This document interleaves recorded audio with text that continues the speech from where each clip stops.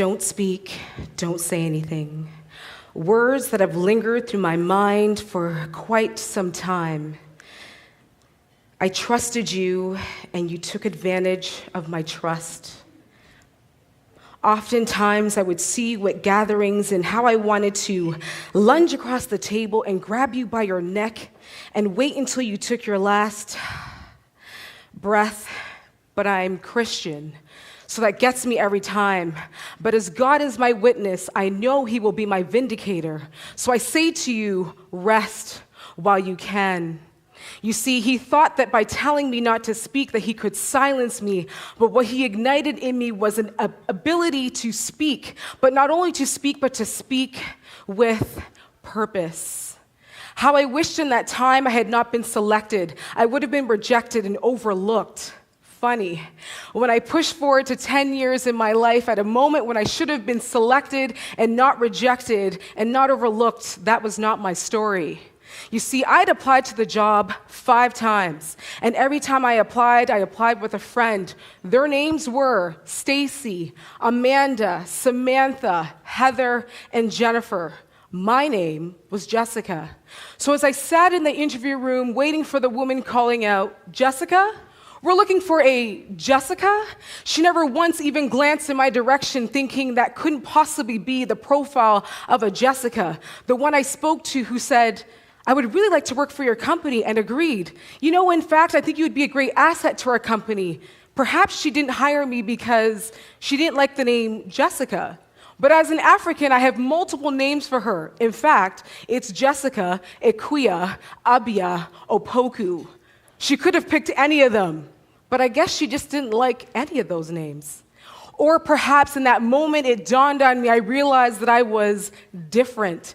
And I recounted the conversations with my father when he would say to me, "Honey, you think you're going to just work hard in this life? You have to work harder." In fact, he said, "Hada." And I knew in that moment that my standard had to be different. And so you would think, I look around and figure out, okay, what else in my life could be working for me that I could be of value? And I thought perhaps I would be accepted by my friends, my family, my culture, and the answer to that is not necessarily. Because at the age of 30, as a woman who was unmarried without children, I am told that I am devalued, and in fact, someone may say I am expired. I know, I heard someone laugh. I laughed too. Expired. Every time I call my father after work, I say, "Dad, I'm just getting off the subway, walking home." My father says to me, "Did you see any boys on the subway?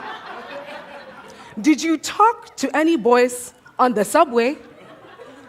And I say to my father, "No, I was actually busy reading on, some real estate books, thinking about buying a house, the natural next step for a young woman." And he says to me, "Does the house come with a spouse?"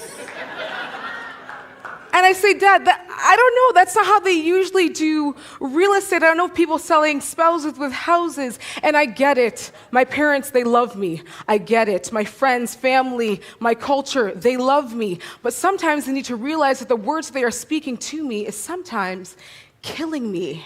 Because on September 15th, 2015, there I was, unwillingly dropped down to my knees on my carpet floor as I sat there, dry heaving, without a word to say, but just thinking, I can't possibly go through this again. I know you're thinking, get over it, it's a heartbreak. But let me explain to you. My heart was not only broken and shattered into pieces, not even left an essential area for me to put it back together on my own. Oh no, it was broken in pieces and left in places here, there, everywhere, deep into crevices, in places I've never been before. And I had to go to those places on my own, blindly, to put it all together. But I have to tell you, I rely on something beyond and above me. And that is my faith.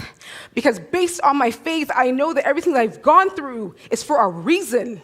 And I know, and I know, and I know that it won't always be like this. And sooner or later, it'll turn in my favor, yeah. It's turning around for me.